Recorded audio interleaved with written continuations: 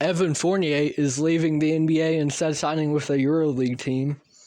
I think it's interesting just the dynamic of how things have changed recently in terms of how the worldwide perception of the NBA is. Because ultimately, the NBA is the biggest talent pool in the world for basketball, right?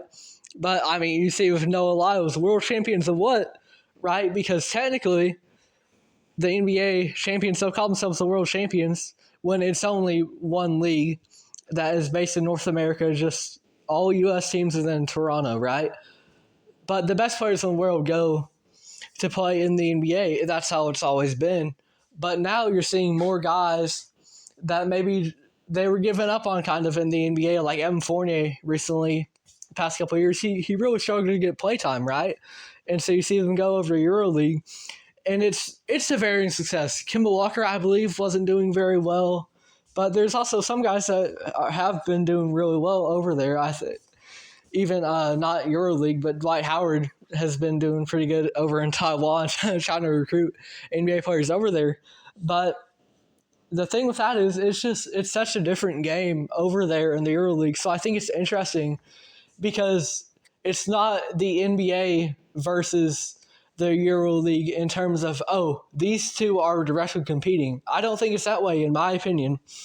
I see it as the EuroLeague is a very different product than the NBA, and you can entertain both mediums, and so seeing players cross over is more interesting to me when you view it in that fashion, because the NBA, Dennis Schroeder said it the other day, or the international basketball is a lot more methodical, technical, is what Schroeder essentially said. And KD, I forget what he said, but KD basically disrespected that, put that quote down from Schroeder. But overall, yeah, it's a more cerebral game over in Europe. You see guys come over from the EuroLeague to the NBA. I believe it was Miloš Teodosic. He's an all-time great passer, but he wasn't able to do much else in the NBA, so he was phased out, and that's because the NBA is focused more on athleticism.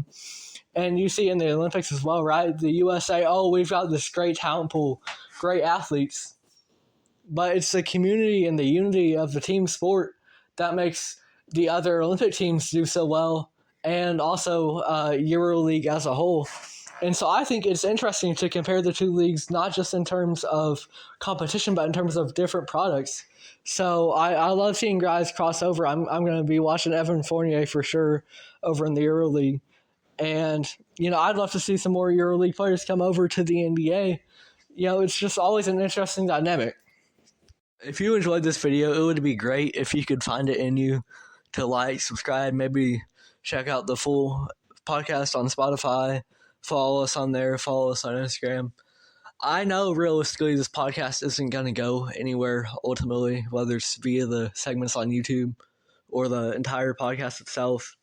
But I want to get into the sports broadcasting business. I want to be able to promote thought-provoking discussions about the NBA, and I would love to do it via State of the Association. Thank you if you made it all the way through.